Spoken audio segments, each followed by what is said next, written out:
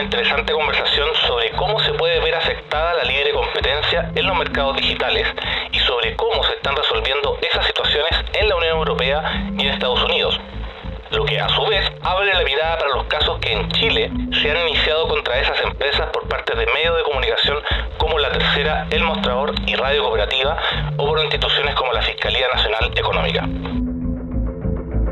Bienvenidos a una nueva plataforma, a un nuevo proyecto. Esto es Código Abierto, el podcast de la Facultad de Derecho UC. Hola a todos, bienvenidos a un nuevo capítulo de Código Abierto, el podcast de Derecho UC. Mi nombre es Alberto Labra, director de comunicaciones de la facultad, y esta vez conversaremos sobre el impacto de las Big Tech o gigantes tecnológicas en materia de libre competencia. Para eso tenemos a tres invitados. Primero quiero presentar a Tomás Menchaca, director del programa de libre competencia UC y expresidente del Tribunal de Defensa de la Libre Competencia. Bienvenido, Tomás. Buenos días, ¿cómo estás, Alberto? Está con nosotros también María de la Luz Domper, subdirectora del programa y exministra del Tribunal de Defensa de la Libre Competencia. Bienvenida. Muchas gracias, Alberto, por la invitación. Y también nos acompaña María Luisa Aguilar Reborde, coordinadora ejecutiva del programa. Muy bienvenida. Gracias, Alberto. A ver, al inicio de este capítulo esbozábamos algunos casos, etcétera, que ya veremos cuáles abordamos, pero quería partir preguntándoles cómo, en términos generales, han impactado las Big Tech en libre competencia, ya sea en Chile o a nivel global. La verdad es que no solo en libre competencia, el cambio que han provocado las Big Tech ha sido enorme. Si pensamos en todos los nuevos negocios que se han desarrollado a partir de estas nuevas gigantes tecnologías, desde que se inventa el Internet, empieza la nueva economía, la economía relacionada con el Internet, la economía de la colaboración, después el Big Data, hoy día la inteligencia artificial generativa, están planteando nuevos negocios, nuevas soluciones a problemas de los consumidores que son extraordinariamente positivos, pero también nuevos riesgos para la libre competencia. Pensemos un poco primero en las redes sociales, cuando parte Facebook, el comercio electrónico. Hoy día es todo lo que se ha facilitado el comercio, y no solo se ha facilitado, sino que pequeñas empresas que antes no podían competir con las grandes a través de los marketplaces, por ejemplo, de gigantes tecnológicos o de grandes empresas, como en Chile, por ejemplo, Falabella o Google, pueden ofrecer sus bienes a un universo de posibles clientes enorme. En todos los programas de comparación de precios, por ejemplo, Booking permite que pequeños hoteles que antes nadie conocía pudiesen ser accesibles al público. Es decir, ofrecen muchas buenas soluciones a problemas de los consumidores, dando un acceso enorme a información, a nuevos datos, etcétera, a solucionar problemas en definitiva. Pero también traen bastantes riesgos. Dado que se trata de mercado en general con demanda de dos lados, de múltiples lados, demanda bilateral, el primero y los efectos positivos de red que tienen estos negocios, el primero que entra al mercado muchas veces suele quedar con gran parte del mercado. Es decir, hay una gran tendencia a la concentración en esta industria. Uh-huh. Hay grandes gigantes que se han quedado con buena parte del mercado. El primero que entró en el sitios de comparación de precios de hoteles, no sé, Booking, se quedó con un buen pedazo del mercado. Uh-huh. Y así. Entonces los riesgos para la competencia también son muy importantes por este motivo. Perfecto. Y, a ver, ahí tú planteaste tomar algunos efectos positivos o negativos, quizás más negativos. No sé si podemos abordar a grandes rasgos algunos efectos positivos y o negativos que se han producido con la irrupción de las Big Tech en mercados digitales. Sí, un poco el fenómeno que hablaba Tomás era el fenómeno del winner takes all, ¿verdad? Que el que llega, nosotros si tenemos, por ejemplo, Google, es muy probable que una persona quiera comprar entonces un teléfono inteligente que sea compatible con Google y utilizamos el ecosistema como un todo. Hay costos de cambio más altos, por ejemplo, para utilizar otro sistema operativo. Otro efecto un poco negativo de las grandes tecnológicas es que hay veces en que se puede producir una reducción del dinamismo competitivo, cuando estas, por ejemplo, compran startups innovadoras que están creciendo, lo cual también se llaman las killer acquisitions. Uh-huh. Entonces, como ese poder va creciendo, hay veces en el fondo en que se hace muy difícil para un competidor entrar a competir con ese incumbente como Google, como Apple. Claro. Ahora, a ver, tanto Tomás como María Luisa mencionaban algunos efectos de la irrupción de los Big Tech y de ciertas características de los mercados digitales. Profundicemos quizá un poquito ahí para la gente que tiene de especial los mercados digitales en materia de competencia, de libre competencia, ¿qué los diferencia de un mercado tradicional, por así decirlo? Mira, la principal diferencia es que estos mercados digitales funcionan con plataformas de 2 o múltiples lados, ¿ya? Mercados con plataforma de 2 lados siempre hemos tenido. La radiodifusión sonora es un mercado de plataforma de 2 lados donde hay radioescuchas y también hay quienes el emisor y quien publica anuncios en la radio. Uh-huh. Lo mismo con la televisión, lo mismo con el diario. ¿Ah? Lo que sucede es que en estos mercados hay múltiples lados, ¿ya? Y a su vez se generan efectos de red. Esos efectos de red son positivos y pueden ser directos o indirectos. ¿A qué me refiero? Una persona valora más una red mientras más personas están en la misma red. Yo valoro más Instagram si todos mis amigos se comunican por Instagram, uh-huh. ¿Ya? Pero también hay efectos de red indirectos que también hacen que uno valore la red, pero se refiere a servicios complementarios que se dan, ¿ya? Entonces, por ejemplo, a mí me gusta Apple porque la App Store de Apple tiene muchas aplicaciones. Esas aplicaciones en la Apple Store de Apple uh-huh. Son, de alguna manera, servicios complementarios que me ofrece la plataforma. Uh-huh. Perfecto. Y ahora, ¿ustedes dirían que en general, como está la situación de los mercados digitales actualmente, hay más o menos riesgos en términos generales en materia de libre competencia que en un mercado no digital? ¿O es algo que está, imagino que está en plena evolución también ese tema? La verdad es que son riesgos diferentes. ¿Ya? Aquí estamos hablando de plataformas digitales y también de ecosistemas, ¿ya? Un ecosistema son varias plataformas que en conjunto todas se complementan, uh-huh. ¿Ya? Y tú puedes tener ecosistemas abiertos, ecosistemas cerrados. Entonces, se produce problemas de competencia similares a los que existirían en una situación en que tú tienes una empresa, por ejemplo, un supermercado, con su app para poder comprar en línea, ¿ya? Uh-huh. Ese supermercado está integrado verticalmente con esa app y compite con el otro supermercado que también tiene su propia app, ¿ya? Pero a su vez hay otras aplicaciones como Uber que compran en los distintos supermercados según lo que le requiere el público, uh-huh. ¿Ya? Entonces, ¿qué tipo de problemas se pueden producir? Se puede producir exclusión de clientes, se puede producir preferencias, ¿ya? Pero en general, ese tipo de problemas no necesariamente son siempre atentatorios contra la libre competencia, ¿ya? No porque claramente cuando alguien ofrece algo va a querer que la gente prefiera su producto. Entonces la autopreferencia no es per se atentatoria contra la libre competencia. ¿Cuándo lo es? Cuando genera una exclusión, ¿ya? Cuando se cierran estos mercados. Bueno, y así, además, estos mercados tienen otros efectos que, por ejemplo, está la inteligencia artificial, que eso puede producir colusión, y después tú vas a hablar de eso. Yo tampoco le tendría mucho miedo al tema de concentración. Siempre ha existido la pregunta de ¿la concentración es dañina para la libre competencia? Y la respuesta es no sé. No necesariamente. No necesariamente. ¿Ah? Muchas veces la concentración ha sido buena para que se desarrollen nuevas innovaciones. Uh-huh. Yo querría agregar solo una cosa. Una de las grandes ventajas que tiene el derecho de la libre competencia sobre otras ramas del derecho es que es capaz de enfrentar estos nuevos desafíos, estos nuevos desarrollos, estos nuevos negocios o empresas que van surgiendo a partir de estas innovaciones disruptivas en tecnología.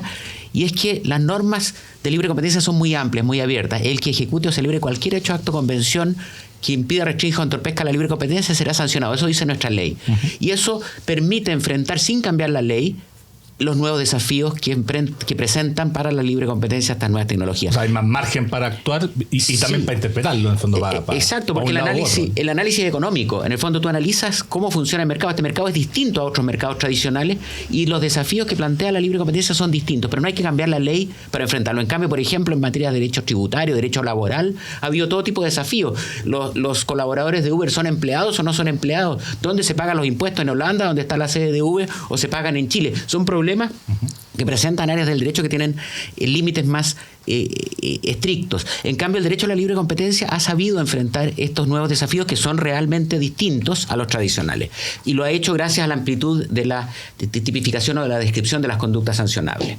Perfecto. Y un poco una diferencia fundamental de estos mercados, Alberto, que los distingue de mercados más tradicionales, es que acá la competencia se da muy fuerte por la cancha más que en la cancha. O sea, lo que buscan estos ecosistemas como Google, como Apple, es competir muy fuerte al inicio para atrapar una gran masa, ¿verdad?, de usuarios. E instalarse en el fondo. Instalarse. Entonces no hay una competencia fuerte como vemos en otros mercados por precio en un mismo producto tangible, sino que es instalarse y lograr en el fondo que nosotros elijamos ese ecosistema que quiere apropiarse de nuestro todo, ¿verdad? Perfecto. Y ahí lo importante es que la Autoridad de Libre Competencia vea que una vez que están en la cancha, se generen condiciones competitivas en la cancha, que no hayan abusos de posición de dominio. Lo que se sanciona es el abuso de posición de dominio, no la posición de dominio en sí. Ya vamos a conversar un poquito más adelante algunos casos específicos sobre esto que estamos hablando. Antes de eso quería preguntarle, porque ustedes mencionaban también, hablamos de las características de los mercados digitales, ciertas herramientas, tú mencionabas la inteligencia artificial. Yo quería preguntarle por los algoritmos. Los algoritmos es una materia de preocupación aquí que pueden, de alguna manera, yo lo voy a poner en términos de sentido común, tergiversar o manipular el mostrar ciertos resultados y en cómo ciertas empresas o servicios priman por sobre otros. Eso, ¿cuál es ese escenario, si podemos conversar sobre eso? Bueno, de hecho, algunos de los casos que se han conocido en materia de libre competencia tienen que ver con algoritmos, por ejemplo, en el caso de la autopreferencia que hacía Google respecto de sus propios productos versus otros. Esto se hacía a través de algoritmos que ponían en primer lugar de la página los productos propios y en la segunda, tercera página los de la competencia. Pero hay incluso desafíos más complejos con estos algoritmos. Yo podría diseñar un algoritmo para coludirse o para colusión. Y eso obviamente sería un acuerdo colusorio que es el más grave de los atentados a la libre competencia. Pero incluso sin diseñar el algoritmo para coludirse, la inteligencia artificial generativa podría producir efectos muy similares y esos son desafíos que están recién empezando a estudiarse. Claro, como que hay estudios y experimentos un poco que muestran que estos algoritmos están aprendiendo a cooperar en vez de competir en ciertos entornos. Pero obviamente eso es malo para la competencia y para los consumidores y es difícil de detectar. Eso te iba a contar, como claro. Y encuadrar también legalmente. Porque en el fondo, ¿a quién culpa si fue en fondo un comportamiento emergente del software? O del entrenamiento que se le, claro, si fue intencionado o la máquina se escapó con su... Porque finalmente lo que se sancionan aquí es, ¿verdad?, los comportamientos, conductas de personas o empresas, pero no está claro cómo aplicar, ¿verdad?, la colusión tácita. Ya. Ahora, a ver, sí, efectivamente, justo le iba a preguntar si es que era más difícil controlar este tipo de situaciones, por ejemplo, situaciones de colusión en mercados digitales con los ejemplos que ustedes mencionan. En términos de los algoritmos o en general, ¿ustedes creen que sería más difícil de detectar ese tipo de situaciones con la ayuda, en el fondo, que tienen la empresa o quien sea con estas herramientas tecnológicas? ¿O las mismas herramientas les dan más herramientas, valga la redundancia, para detectar situaciones de colusión o de...? Las dos cosas son ciertas. Por un lado, es mucho más difícil encontrar una colusión cuando es a través de un algoritmo en que no hay un acuerdo formal entre dos competidores que se llaman, un mail, una llamada por teléfono, una reunión en un restaurante, ¿no es cierto? Al mismo tiempo, las herramientas para detectar carteles también se han modernizado. La Fiscalía Nacional Económica también puede tener mecanismos de inteligencia artificial para detectar acuerdos. Ahora, el gran tema son los desafíos a la definición del mismo concepto de acuerdo. Porque un acuerdo... Una colusión es un acuerdo de voluntades entre competidores para dejar de competir, ¿no es cierto?, cuando deberían hacerlo. Y cuando la inteligencia artificial produce un efecto similar a este, sin que haya habido voluntad del que diseñó el algoritmo de que esto ocurriera, porque lo hizo la inteligencia artificial, ¿cómo sancionamos esto? ¿Es un acuerdo colusorio? ¿Es un abuso? ¿Es otro tipo de infracción? Eso es lo que está recién empezando a analizarse por la doctrina. Ahí también quizás se podría, como opinión, se podría distinguir entre el dolo en el fondo o que una negligencia, por así decirlo, o falta de control de la empresa que maneja ese algoritmo o ese software, que también debería ser responsable de cómo actúa, ¿o no? Exacto. O sea, si hay un algoritmo diseñado para coludirse, hay voluntad de coludirse y por lo tanto se puede sancionar sin ninguna duda. Claro. Pero también podría ser sancionable, y eso es lo que se está investigando, cuando el desarrollador del software no le puso límites, no puso reglas que impidieran esa colusión. No puso todos los controles necesarios para que no pasara un problema. Exacto. Oigan, hablemos, si les parece, de algunos casos emblemáticos. Al principio del programa mencionábamos algunos, no vamos a abordar todos por tiempo, pero muchos de ellos nos pueden entregar lecciones para ver lo que está pasando en otras partes del mundo y aplicarlas también en Chile. Uno de ellos es la multa de la Comisión Europea que le aplicó a Apple por reglas abusivas de su App Store, en un caso que inició Spotify, donde están escuchando este podcast además. ¿Qué lección o cómo analizan ese caso ustedes? ¿Qué podemos ver sobre eso? Mira, Spotify compite con Apple Music, ¿ya? Pero Spotify denunció ante la Unión Europea que Apple estaba abusando de su posición de dominio porque es la dueña de App Store, pero le cobraba a Spotify un impuesto, es una comisión de 30%, ¿ya? Por todas las suscripciones que se hicieran a través de la App Store de Apple, ¿ya? Y claramente eso es un abuso. ¿Por qué? Porque Apple Music no lo tenía que pagar. Y ambas compiten en el mismo mercado relevante, que es el mercado relevante de otorgar servicios de música a los auditores.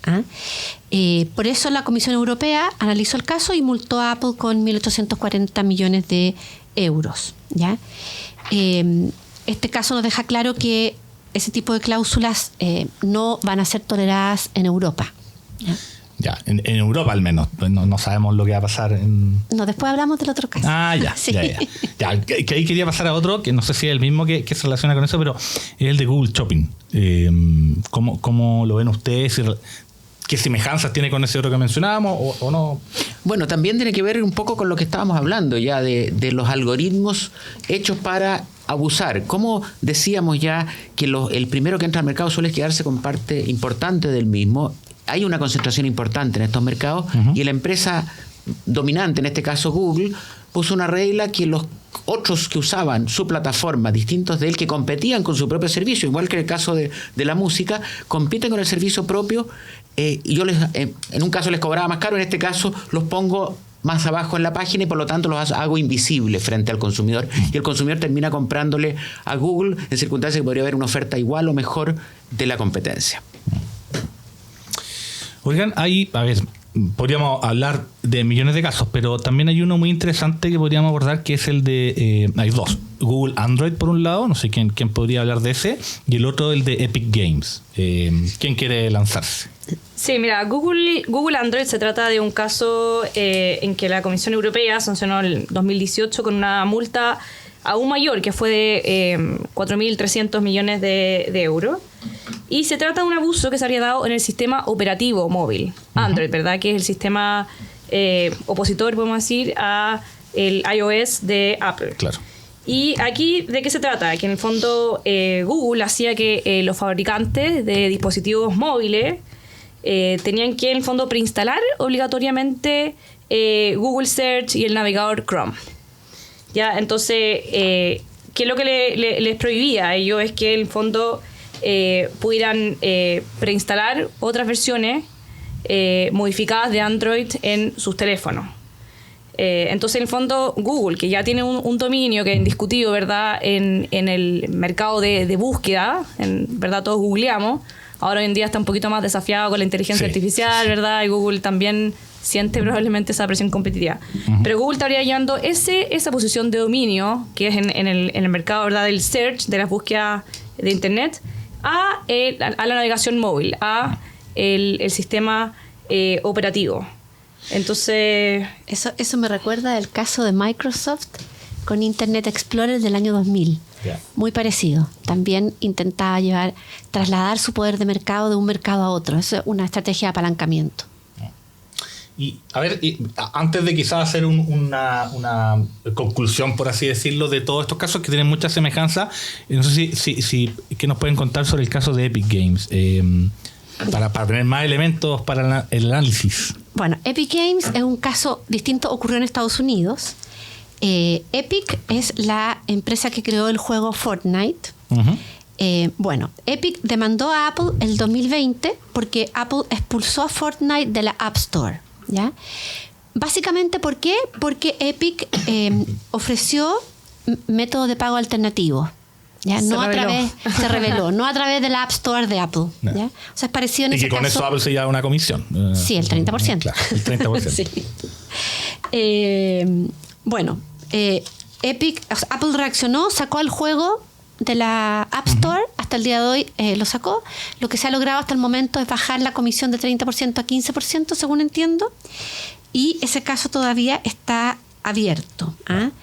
En el caso de Estados Unidos, no se logró que se indicara que Apple había monopolizado el mercado, porque la definición de mercado relevante fue diferente, ¿ya? Pero sí los jueces determinaron que esta imposibilidad de que pueda pagar a través de otro medio cuestionaron que eso era anticompetitivo. Determinaron que no correspondía, por así decirlo. Que no correspondía, exactamente. Pero eso, por ejemplo, estaba en ese o en otros casos establecido en algún contrato, o aunque estuviera establecido en algún contrato de acuerdo entre las partes, no corresponde legalmente, por ejemplo. La verdad es que casi todas las prácticas restrictivas de tipo vertical están establecidas en algún contrato. Si uno recuerda, uno de los primeros casos en materia tecnológica fue el de Booking.com, en que lo que fue objetado en la Unión Europea fue una cláusula de la nación más favorecida de tipo amplio que decía que en ninguna plataforma se podían ofrecer las piezas de hotel más baratas que a través de Booking. Y eso fue considerado anticompetitivo porque impedía la competencia entre plataformas, que podría haber llevado a una rebaja en las comisiones, igual que en el caso de Epic Games. Perfecto. O sea, a ver, aquí uno igual puede sacar cosas que quizás son parecidas en otros rubros, pero esto es un rubro en desarrollo interesante, que más allá de que estén establecidas en contrato entre una empresa y otra, que como que nadie los obligó, por así decirlo, se están dando determinaciones de los organismos reguladores que establecen que hay ciertas cláusulas o aspectos de los contratos que no corresponden o que atentan contra la libre competencia, ¿cierto? Al menos en los casos que conversábamos recién. Claro, es que eso en general, en derecho a la libre competencia, los abusos de posición dominante, tanto explotativos como exclusorios, es de hecho la norma del artículo 3, inciso segundo, letra B, habla de imponiendo a otros abusos semejantes. Si a ti te imponen una cláusula contractual, alguien que tiene poder de mercado y sin el cual tú no puedes participar del mercado, esa imposición se puede considerar ilícita. Ahora, eso es distinto a lo que pasa en Europa con la Digital Market Act, en que se presupone que ciertas cosas de antemano atentan contra la libre competencia. Eso es completamente diferente al escenario que vivimos nosotros en Chile. ¿En qué sentido? No tenemos una ley que regule eso porque tenemos... No hay un reglamento ex ante en el fondo que te diga esto no lo puedes hacer. ¿Por qué? Porque nuestra ley de libre competencia, el DL 211, aplica perfecto. Y permite la sanción del caso a caso, digamos, analizar si alguien tenía posición dominante y abusó de la misma, con bastante amplitud. O sea, ustedes dirían que en el caso de Chile no sería necesario, si es que lo sigo, establecer una normativa más estricta o clara o profunda sobre... El tema es complejo. Estados Unidos decidió no poner una regla y Europa decidió hacerlo. Nosotros que en general miramos estos dos continentes, y la verdad es que en Chile hasta ahora no se ha visto como algo imprescindible o necesario. El derecho a la libre competencia ha logrado poder enfrentarse, yo creo que tiene las herramientas para enfrentarse a los casos de abuso sin necesidad de modificar la ley. Perfecto. Y un poco para entender lo que hablaba María de la Luz de esa normativa tan característica europea, que es la DMA o Digital Market Act, esa le impone unas, en el fondo, prohibiciones y deberes especiales a estas gigantes tecnológicas como Alphabet, Amazon. Por ejemplo, ellos no pueden tener autopreferencia con sus productos. O sea, hay una especie de discriminación y trato, en el fondo, de obligaciones especiales a ellos. Perfecto. A ver, acá hay otro tema que quizás puede generar un debate, que sería interesante, sobre las Killer Acquisition. A ver, ¿se califica bajo esa categoría, creen ustedes, la compra de WhatsApp e Instagram por parte de Facebook?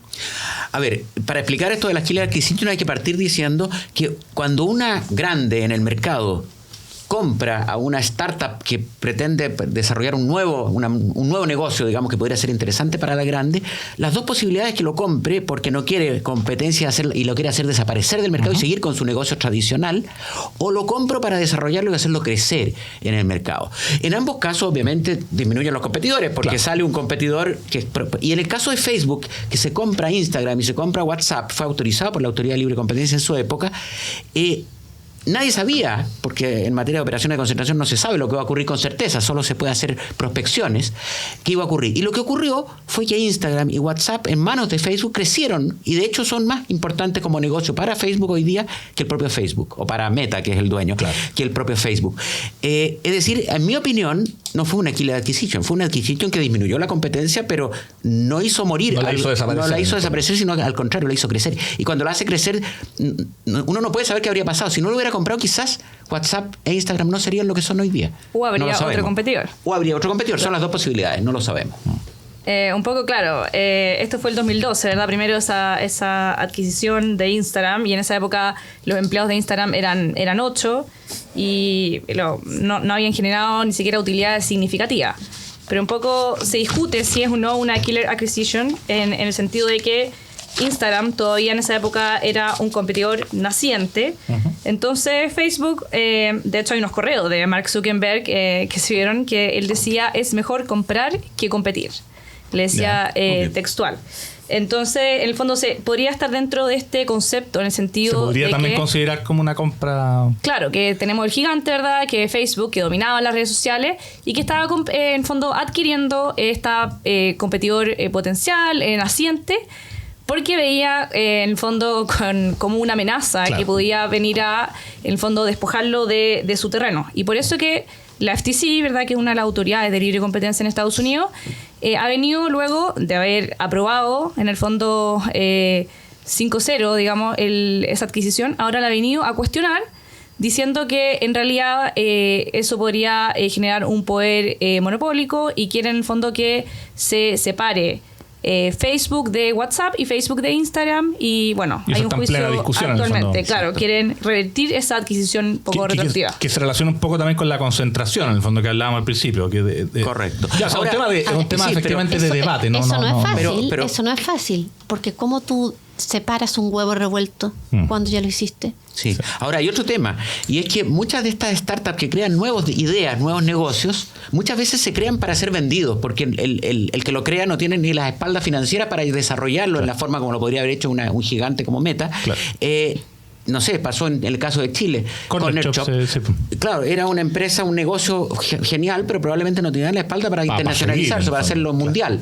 Se lo vende a un grande y puede convertirse en una idea que puede beneficiar a los consumidores del mundo entero y no solo a los de Chile.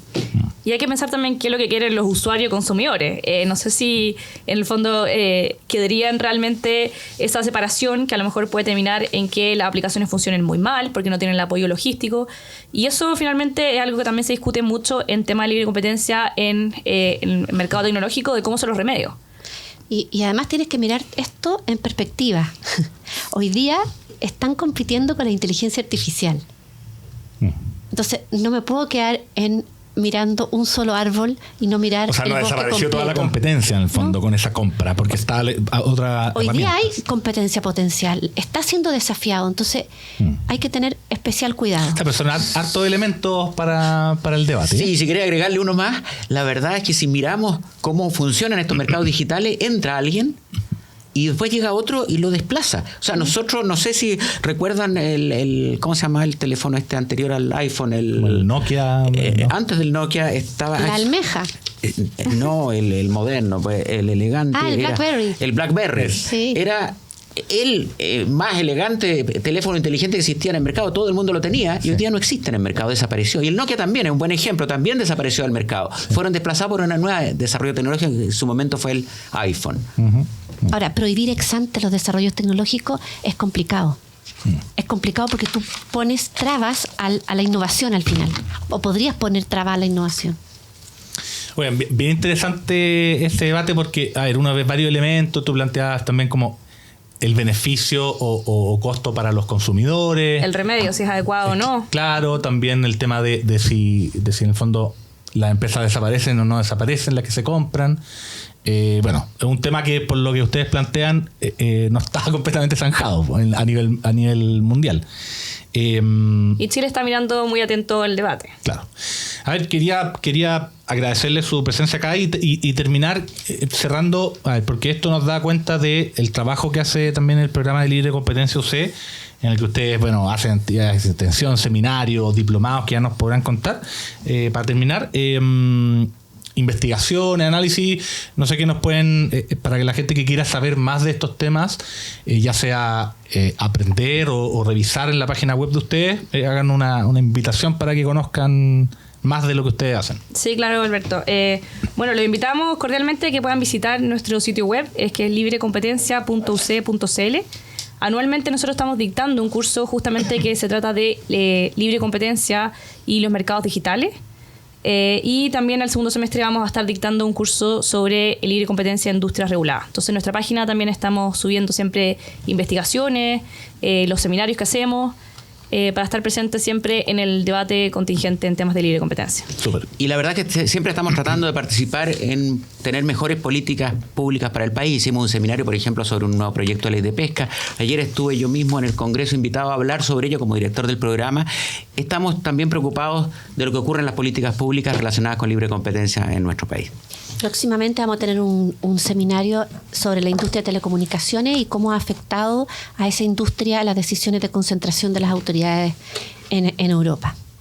Buenísimo, estaremos muy atentos a todas esas novedades. Les quiero agradecer Tomás Menchaca, María de la Luz Domper y María Luisa Aguilar Reborde del programa de Libre Competencia UC. Esto fue, bueno, los despido. Muchas gracias por estar aquí. Muchas gracias, Alberto. Muchas gracias por la invitación. Gracias, Alberto.